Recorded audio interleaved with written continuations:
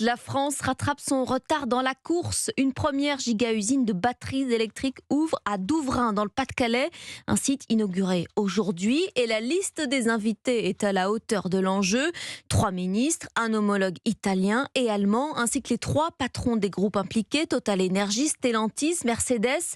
Une usine devenue le symbole de la souveraineté industrielle de la France face aux géants asiatiques notamment. De quoi rendre fiers les salariés du site. Le reportage du correspondant d'Europe 1, Lionel Gougelot.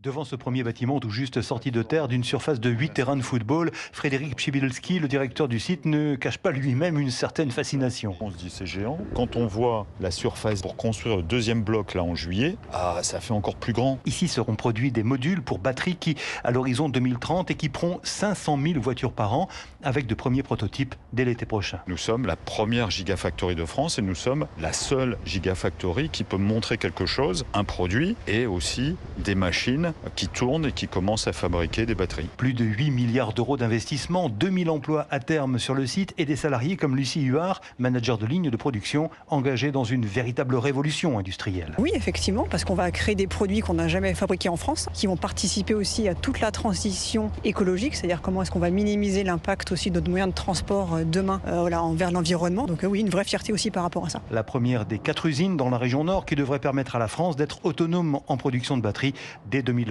À Douvrin, Lionel Gougelot, Europe 1.